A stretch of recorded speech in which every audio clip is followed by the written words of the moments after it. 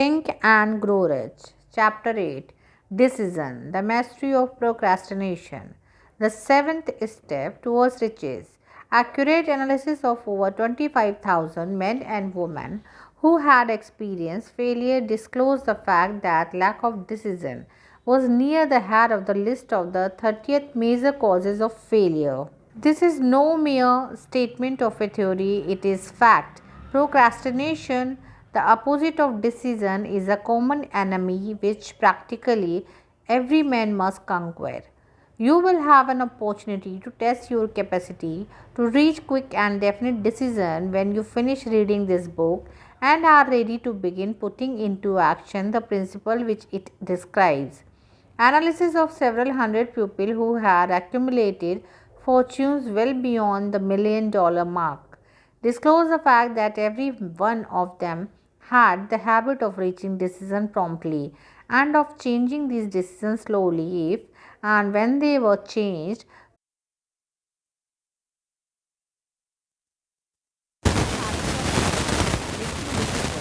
if at all very slowly and of changing these decisions quickly and often.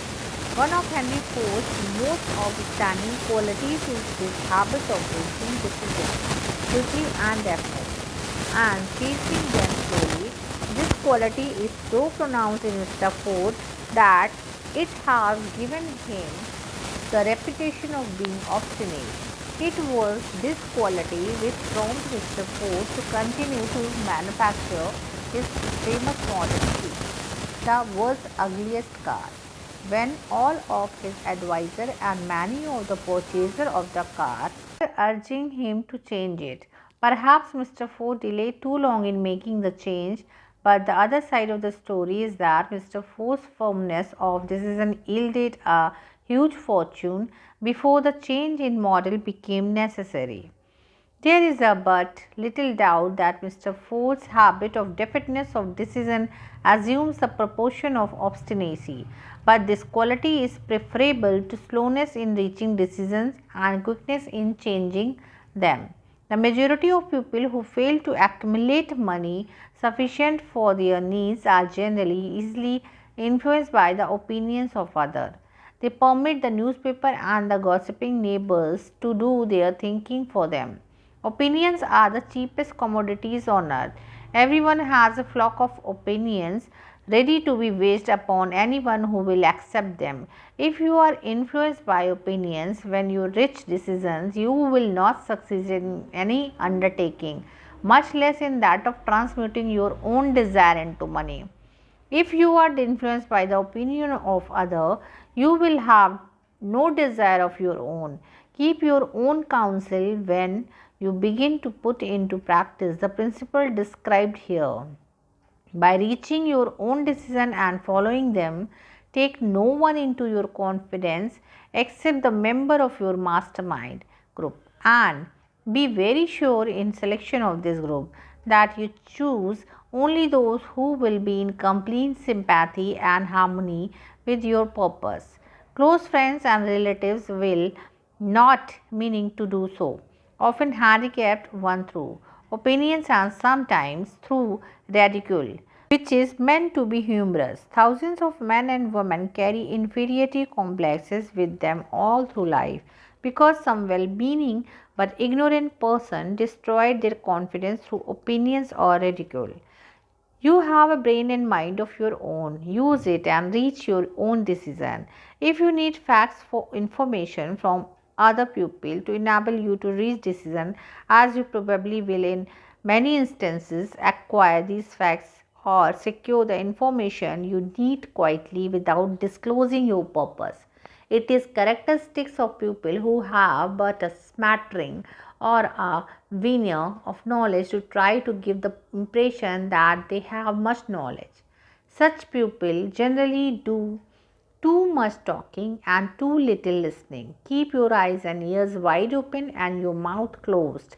If you wish to acquire the habit of prompt decision, those who talk too much to little else. If you talk more than you listen, you not only deprive yourself of many opportunities to accumulate useful knowledge, but you also Disclose your plans and purpose to people who will take great delight in defeating you because they envy you. Remember also that every time you open your mouth in the presence of a person who has an abundance of knowledge, you display to that person your exact stock of knowledge on your lack of it. Genuine wisdom is usually conspicuous through modesty and silence. Keep in mind the fact that every person with whom you associate is like yourself seeking the opportunity to accumulate money. If you talk about your plans too freely, you may be surprised when you learn that some other person has beaten you to your goal by putting into action ahead of you the plans of which you talked unwisely. Let one of your first decisions be to keep a closed mouth and open ears and eyes as a reminder to yourself to follow this advice. It will be helpful if you copy the following epigram in large letters and place it where you will see it daily. Tell the word that you intend to do, but first show it. This is the equivalent of saying that deeds and no, not words are what count most. Freedom or death on a decision. The value of decision depends upon the courage required to render them. The great decisions which serve as the foundation of civilization were reached by assuming great risk, which often mean the possibility of death. Lincoln's decision to issue his famous Proclamation of Emancipation, which gave freedom to the colored people of America, was rendered with full understanding that his act would turn thousands of friends and political supporters against him. He knew too that the carrying out of that proclamation would mean death to thousands of men on the battlefield. In the end, it cost Lincoln's life. That required courage. Socrates' decision to drink the cup of poison rather than compromise in his personal belief was a decision of courage. It turned time ahead 1,000 years and gave to people then unborn the right to freedom of thought and of speech. The decision of Gen Robert E. Lee when he became to the parting of the way with the Union and took up the cause of the South, which was a decision of courage, for he well knew that it might cost him his own life, that it would surely cost the life of others. But the greatest decision of all time, as far as many American citizens is concerned, was reached in Philadelphia, July 4, 1776, when 56 men signed their names to a document which they well knew would bring freedom to all Americans or leave every one of the 56 hanging from a gallows. You have heard of his famous document, but you may not have drawn from it and the great lesson in personal achievement it so plainly taught. We all remember the date of his momentous decision, but few of us realize what courage that decision required. We remember our history as it was taught. We remember dates and the names of the men who fought. We remember Valley Forge and Yorktown. We remember George Washington and Lord Cornwallis. But we know little of the real forces back of these names, dates, and places. We know still less of that intangible power which ensured us freedom long before Washington's armies reached Yorktown. We read the history of the Revolution and falsely imagine that George Washington was the father of our country, that it was he who won our freedom, while the truth is Washington was only all accessory after the fact, because victory of his armies had been ensured long before Lord Cornwallis surrendered. This is not intended to rob Washington of any of the glory he so richly merited. Its purpose rather is to give greater attention to the astounding power that was the real cause of his victory. It is nothing short of a tragedy that the writers of history have missed entirely even the slightest reference to the irresistible power which gave birth and freedom to the nation destined to set up new standard of the independence for all the peoples of the earth. I say it is a tragedy because it is the self same power which must be used by every individual who surmounts the difficulties of life and forces life to pay the price asked. Let us briefly review the events which gave birth to this power. The history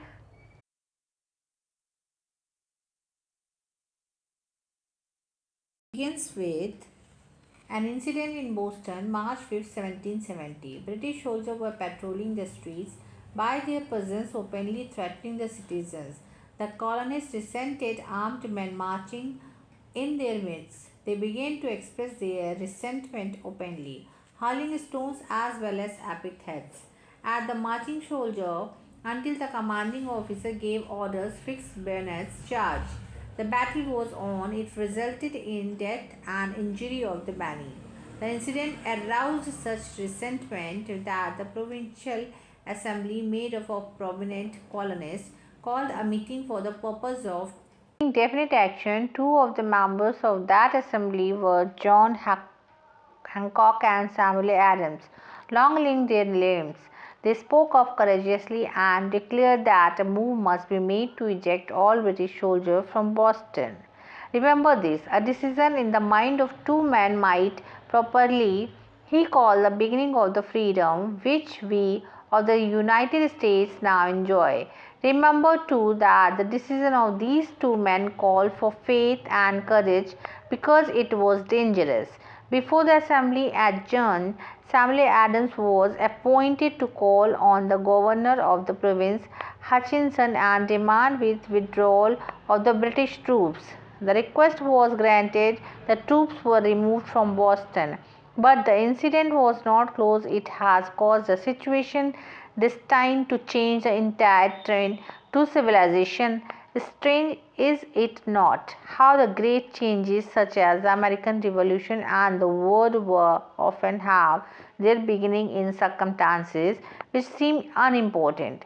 It is interesting also to observe that these important changes usually begin in the form of a definite decision in the mind of a relatively small number of people.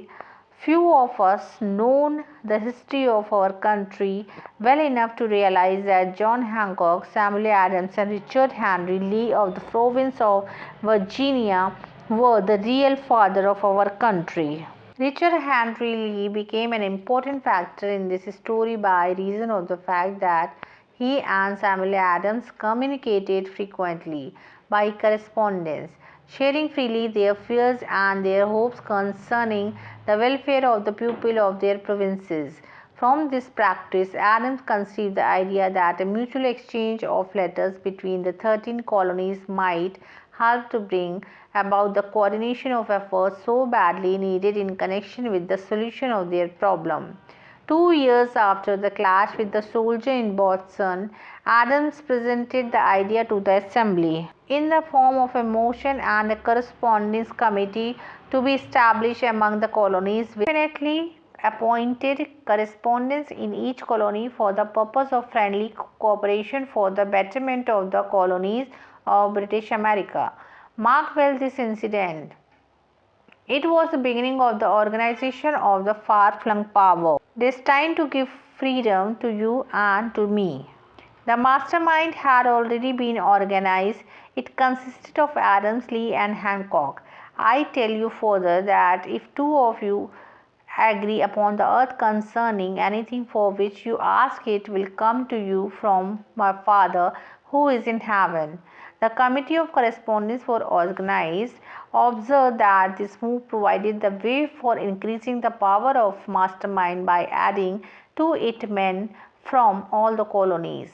Take notice that this procedure constituted organized planning of the disgruntled colonists. In union, there is strength. The citizens of the colonies had been waging disorganized welfare against the British soldier through incidents similar to the Boston riot, but nothing to benefit had been accomplished. Their individual grievance had not been consolidated under one mastermind. No group of individuals had put their hearts, minds, souls, and bodies together in one definite decision to settle their difficulty with the British once and for all until Adams, Hancock, and Lee got together. Meanwhile, the British were not idle.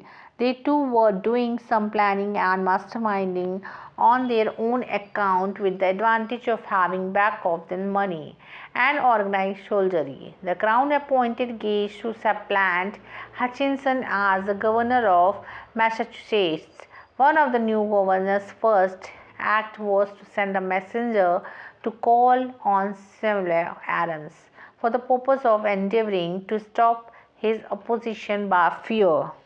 We can best understand the spirit of what happened by quoting the conversation between Col Fenton, the messenger sent by Gage and Adams. Col Fenton, I have been authorized by Governor Gage to assure you, Mr. Adams, that the governor has been empowered to confer upon you such benefits as would be satisfactory. Endeavor to win Adams by promise of bribes, upon the condition that you engage to cease in your opposition to the measure of the government. It is the governor's advice to you, sir, not to incur the further displeasure of his majesty. Your conduct has been such as make you liable to penalties of an unhandable eighth, by which persons can be sent to England for trial for treason or misprisions or treason at the discretion of the governor of a province, but by changing your political course, you will not only receive great personal advantage, but you will make your peace with the king. Samuel Adams had the choice of two decisions. He could seize his opposition and receive personal bribes, as he could continue and run the risk of being hanged. Clearly, the time had come when Adams was forced to reach instantly a decision which could have cost his life. The majority of men would have found it difficult to reach such a decision. The majority would have sent back an evasive reply, but not Adams. He insisted upon Col Fenton's word of honor that the colonel would deliver to the governor of answer exactly as Adams would give to him. Adams answered, "Then you may tell Governor Gage that I trust I have long since made my peace with the King of Kings. No personal consideration shall induce me to abandon the righteous cause of my country, and tell Governor Gage it is the advice of Samuel Adams to him no longer to insult the feelings of an exasperate pupil. Comments as to the character of this man seem unnecessary. It must be obvious to all read this astounding message that his sender possessed loyalty of the highest order. This is the important racketeers and dishonest politicians have prostituted the honor for which some man as Adam died." When Governor Gage received Adams' caustic reply, he flew into a rage and issued a proclamation which read, "I do hereby in His Majesty's name offer and promise His most gracious pardon to all persons who shall forthwith lay down their arms and return to the duties of peaceable subjects, excepting only from the benefit of such pardon Samuel Adams and John Hancock, whose offences are of too flat tears, a nature to admit of any other consideration but that of condign punishment." As one might say in modern slang, Adams and Hancock were on the spot. The threat of the irate governor forced for the two men to reach another decision equally as dangerous. They hurriedly called a secret meeting of their staunchest followers. The mastermind began to take on momentum. After the meeting had been called to order, Adams locked the door, placed the key in his pocket, and informed all present that it was imperative that a congress of the colonists be organized, and that no man should leave the room until the decision for such a congress had been reached. Great excitement followed. Some weighed the possible consequences of such radicalism. Old man fear. Some express grave doubt as to the wisdom of so definite a decision in defiance of the crown. Locked in that room were two men immune to fear, blind to the possibility of failure. Hancock and Adams, through the influence of their minds, the other were induced to agree that through the Correspondence Committee agreements should be made for a meeting of the First Continental Congress to be held in Philadelphia September 5, 1774. Remember this date, it is more important than July 4, 1776. If there had been no decision to hold a Continental Congress, there could have been no signing of the Declaration of Independence. Before the first meeting of the new Congress, another leader in a different section of the country was deep in the throes of publishing a summary views of the rights of British America. He was Thomas Jefferson of the province of Virginia, whose relationship to Lord Jumeirah, representative of the Crown in Virginia, was as strained as that of Hancock and Adams with their governor. Shortly after his famous Summary of Rights was published, Jefferson was informed that he was subject to prosecution for high treason against His Majesty's government.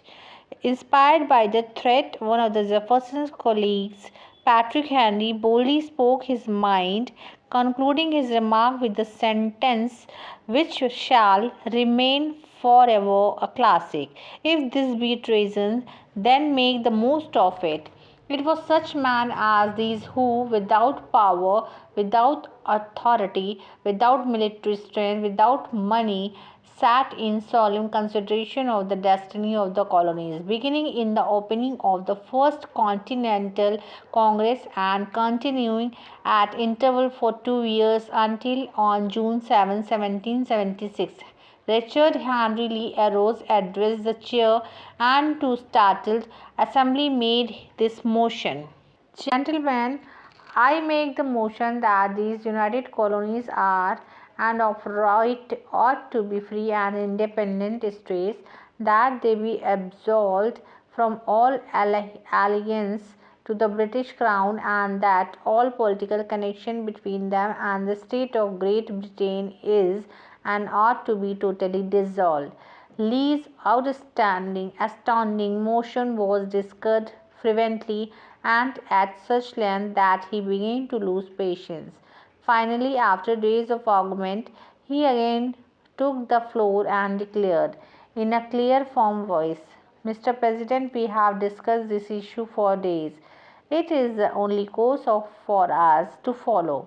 Why then, sir, do we longer delay? Why still deliberate? Let this happy day give birth to an American republic. Let her arise not to devastate and to conquer, but to re-establish the reign of peace and of law. The eyes of Europe are fixed upon us. She demands of us a living example of freedom that may exhibit a contrast in the felicity of the citizen to the ever increasing tyranny." Before his motion was finally voted upon, Lee was called back to Virginia because of serious family illness, but before leaving, he placed his cause in the hand of his friend Thomas Jefferson, who promised to fight until favorable action was taken. Shortly thereafter, the President of the Congress, Hancock, appointed Jefferson as the chairman of a committee to draw up a Declaration of Independence. Long and hard the committee labored on a document which would mean, when accepted by the Congress, that every man who signed it would be signing as his own death warrant should the colonies lose in the fight with Great Britain, which was sure to follow. The document was drawn, and on June 28 the original draft was read before the Congress. For several days it was discussed, altered, and made ready. On July 4, 1776, Thomas Jefferson stood before the assembly and fearlessly read the most momentous decision ever placed upon paper. When in the course of human events it is necessary for one people to dissolve the political bands which have connected them with another, and to assume among the power of the earth the separate and equal station to which the laws of nature and of nature's God entitle them. A decent respect to the opinion of mankind requires that they should declare the causes which impel them to the separation. When Jefferson finished, the documents were voted upon, accepted, and signed by the 56 men, everyone staking his own life upon his decision to write his name. By that decision came into existence a nation destined to bring to mankind forever the privilege of making decisions. By decisions made in a similar spirit of faith, and only by such decisions can make solve their personal problems and win for themselves high state of material and spiritual wealth. Let us not forget this. Analyze the events which led to the declaration of the independence and be convinced that this nation, which now holds a position commanding respect and power among all nations of the world, was born of decision created by a mastermind consisting of 56 men. Note well, in fact, that it was their decision which ensured the success of Washington's armies, because the spirit of that decision was in the heart of every soldier who fought with him, and served as the spiritual power which recognizes no such thing as failure. Note also with great personal benefits that the power which gave this nation its freedom is the self same power that must be used by every individual who becomes determining. This power is made up of principles described in this book. It will not be difficult to detect in the story of the Declaration of the Independence. At least 6 of these principles: desire, decision, faith, persistence, the mastermind, and organized planning. Throughout this philosophy will be found the suggestion that thought, backed by strong desire, has a tendency to transmute itself into its physical equivalent. Before passing on, I wish to leave with you the suggestions that one may find in this story and in the story of the organization of the United States Steel Corporation, a perfect description of the method by which thought made this astounding transformation. In your search for the secrets of the method, do not look for a miracle, because you will not find it. You will find only the eternal laws of nature. These laws are available to every person who has the faith and the courage to use them. They may be used to bring freedom to a nation or to accumulate riches. There is no charge save the time necessary to understand and appropriate them.